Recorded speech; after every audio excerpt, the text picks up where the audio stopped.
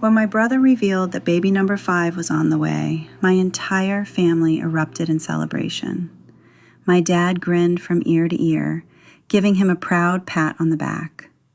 My mother, however, slowly turned her gaze toward me with unsettling certainty and announced that I would be taking charge of the children. Not a question, a decision. I looked around the room in disbelief and told her that was never going to happen. My sister-in-law immediately turned hostile, sneering that since I had no family of my own, this was essentially my purpose, and I should feel lucky to have the role. I didn't bother arguing.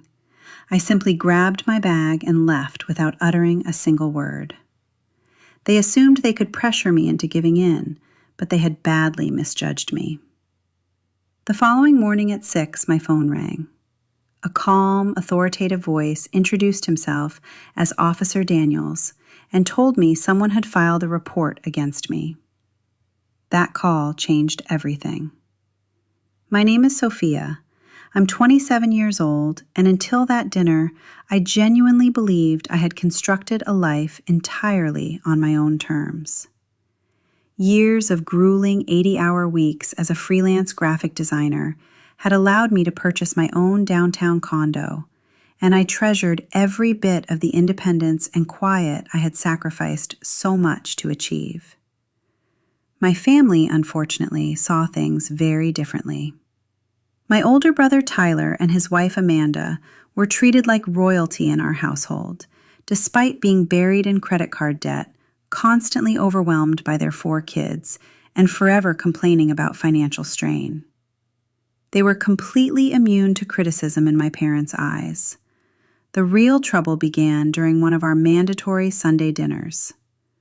Tyler stood up mid-meal and announced with great fanfare that Amanda was expecting their 5th child. My parents reacted as though he had accomplished something monumental, while I sat there watching the absurdity unfold.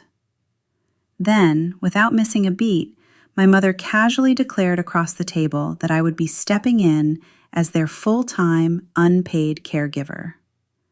When I refused outright, Amanda's pleasant expression twisted into something ugly.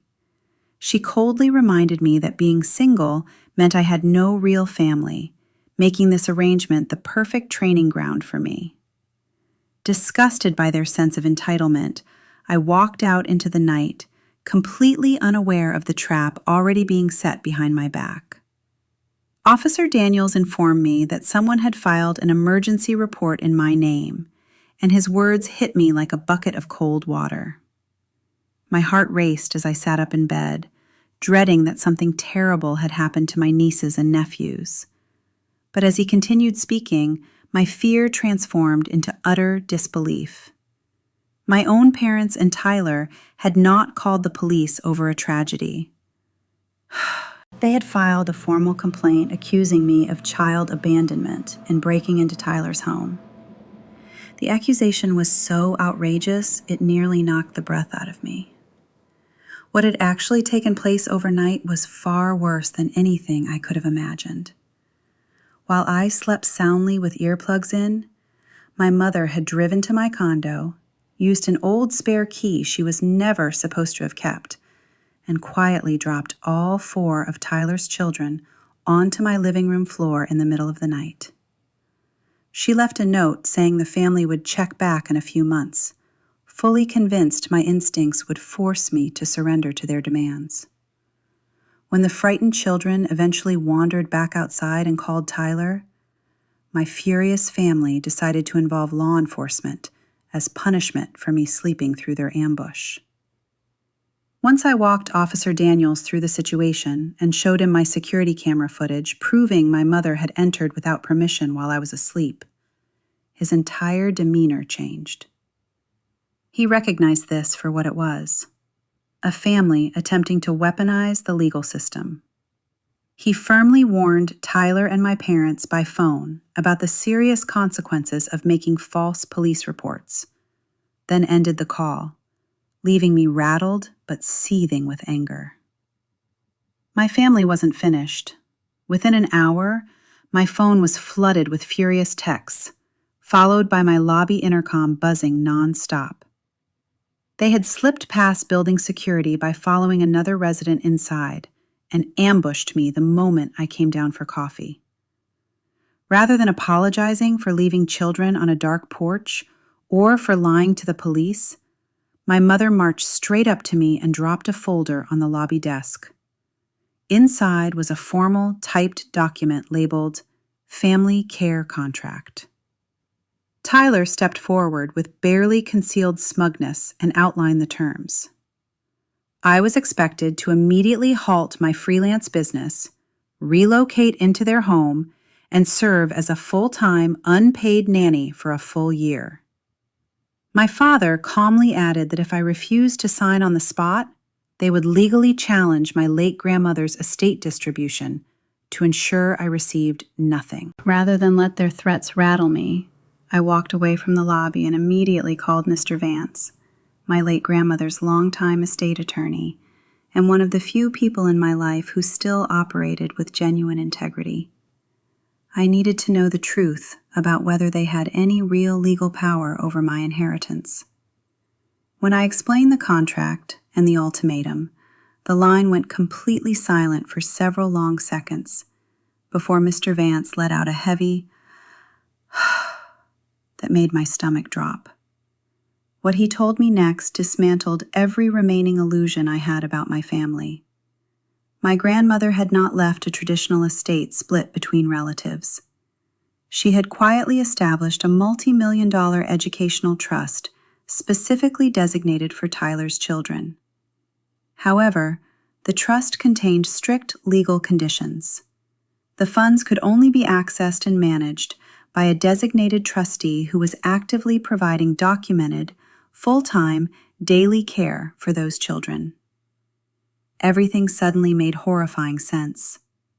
Tyler and Amanda had never wanted me involved out of love or family loyalty. They were buried in debt and were engineering a situation where my signature on a caregiving agreement would give them legal access to my grandmother's millions to fund their own lifestyle. Armed with this knowledge, I replaced my fear with cold precision. I sent Tyler and Amanda a carefully written message telling them I had reflected deeply and realized family truly did come first. I said I was ready to discuss the arrangement properly and suggested a formal dinner at our parents' house the following evening. Amanda replied almost immediately, flooding the message with heart emojis and effusive gratitude. They had no idea what was coming. The atmosphere at my parents' dining table the next night was thick with self-congratulation. They were utterly convinced they had broken me. Amanda sat there openly flipping through luxury vacation brochures and showing my mother photos of a lavish mansion in a gated community, already mentally spending money she believed she had secured. I watched it all play out while keeping my expression perfectly neutral. When dinner ended and the room fell quiet, I reached into my bag and placed a thick manila folder flat on the table. Everyone leaned forward eagerly, expecting my signed surrender. What they found instead was a detailed forensic accounting report that Mr. Vance had spent the past 24 hours assembling. I told them plainly that I knew everything, including the fact that Tyler and my parents had already forged my grandmother's signature on early trust withdrawal documents while she was still hospitalized, attempting to steal funds before she had even passed.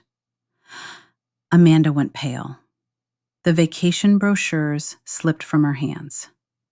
My father shot to his feet and began shouting that this was a private family matter, but I slid a second document across the table without flinching. It was a legally binding release form prepared by Mr. Vance. I gave them exactly 5 minutes to sign over all trustee rights to an independent corporate executor who would protect the funds until the children turned 18. If they refused, Mr. Vance had instructions to deliver the evidence of their forgery, wire fraud, and financial crimes directly to the district attorney. The arrogance evaporated instantly. With shaking hands and tears of rage running down her face, Amanda signed. Tyler followed.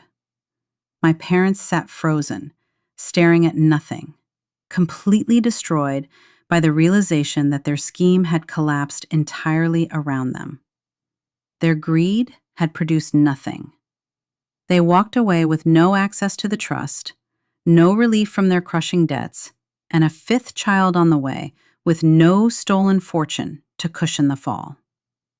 The corporate executor assumed control of the trust the very next morning, with every dollar legally protected for the children's education and future.